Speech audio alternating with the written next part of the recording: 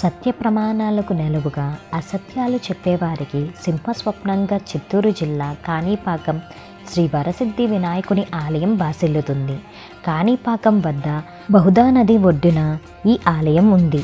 సర్వమత ఆరాధ్యుడిగా కాణిపాకం వరసిద్ధి వినాయకుడు పూజలందుకుంటున్నారు. ఈ స్వామికి హిందువులే కాదు, ఇతర మతస్థులు మొక్కులు తీర్చుకుంటారు. ముఖ్యంగా స్వామివారి దర్శనార్థం నిత్యం వందల సంఖ్యలో ముస్లింలు రావటం విశేషం. దేవుడు ఒక్కడే అన్న నిదర్శనం ఇక్కడ కనిపిస్తుంది. స్వామివారి బ్రహ్మోత్సవాల్లో సైతం ఇతర మతస్థులు పాల్గొంటారు. స్థల పురాణం తెలుసుకుందాం. సుమారు 1000 ఏళ్ల క్రితం ఈ ఆలయ నిర్మాణం జరిగినట్లు చారిత్రక ఆధారాలు ఉన్నాయి. పూర్వం విహారపురి అనే గ్రామంలో ధర్మచర్ణ పరాయణులైన ముగ్గురు గుడ్డి, మూగ, చెవిటి వాళ్ళుగా జన్మించారు. కర్మఫలాన్ని అనుభవిస్తూ ఉన్న పొలాన్ని సాగు చేసుకుంటూ జీవించేవారు.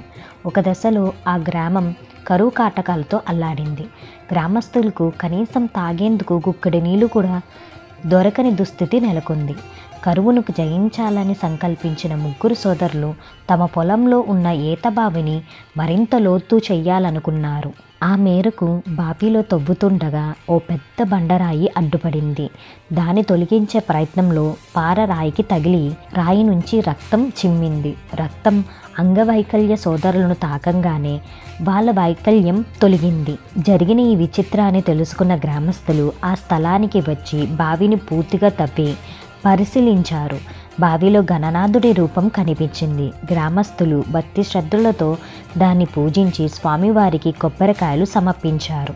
స్వామికి గ్రామస్తులు సమర్పించిన కొబ్బరికాయల నీరు ఎకరం పొలం మేరు పారింది. కాని అంటే ఎకరం పొలం. అప్పటి నుంచి విహారపురి గ్రామానికి కాణిపారకరం అని పేరు వచ్చింది. కాలక్రమంలో అదే కాణిపాకంగా మారిందని ప్రాశస్తి. కాణిపాకం వరసిద్ధి వినాయకుడు సత్య ప్రమాణాల దేవుడిగాను ప్రసిద్ధికెక్కారు. స్వామివారి ఎదుట ఎవరైనా తప్పుడు ప్రమాణం చేస్తే వారిని స్వామియే శిక్షిస్తాడని భక్తుల ప్రగాఢ విశ్వాసం. వ్యసనాలకు బానిసలైన వారు స్వామివారి ఎదుట ప్రమాణం చేస్తే వాటికి దూరం అవుతారని భక్తుల నమ్మకం.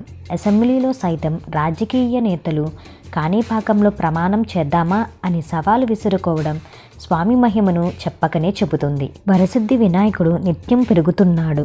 దీనికి ప్రత్యక్ష నిదర్శనం ఉంది. 80 ఏళ్ల నాటి వెండి కవచం ప్రస్తుతం స్వామివారికి సరిపోవటం లేదు.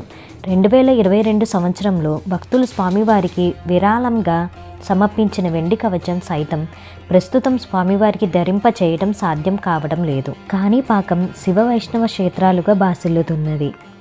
ఒకే చోట వరసిద్ధి వినాయక స్వామి ఆలయం, మణికంఠేశ్వర, వరదరాజులు, వీరాంజనేయ స్వామి వారి ఆలయాలు ఉన్నాయి. స్వయంభూ వరసిద్ధి వినాయక స్వామి గుడికి వాయువ్య దిశగా ఉన్న మణికంఠేశ్వర స్వామి ఆలయం ప్రధాన ఆలయానికి అనుబంధ నిలయం. దీన్ని 11వ శతాబ్దంలో చోళరాజు కులత్తుంగ మహారాజు నిర్మించినట్లు చారిత్రక ఆధారాలు ఉన్నాయి. బ్రహ్మహత్య పాతక నివృత్తి కోసం శివుడు ఆజ్ఞ మేరకు ఈ ఆలయం నిర్మించారంట. అద్భుత శిల్పకళ ఈ ఆలయ సొంతం. వరదరాజస్వామి ఆలయం. ఈ ఆలయము జన్మేజయ మహారాజు చేపట్టిన సర్పయాగ దోష పరిహారానికి గాను మహావిష్ణు ఆజ్ఞ మేరకు ఇక్కడ వరదరాజస్వామి ఆలయం నిర్మితమైనట్లు చెబుతారు. కాణిపాకం గ్రామం చిత్తూరు నుంచి 12 కిలోమీటర్లు, తిరుపతి నుంచి 75 కిలోమీటర్ దూరంలో ఉంది.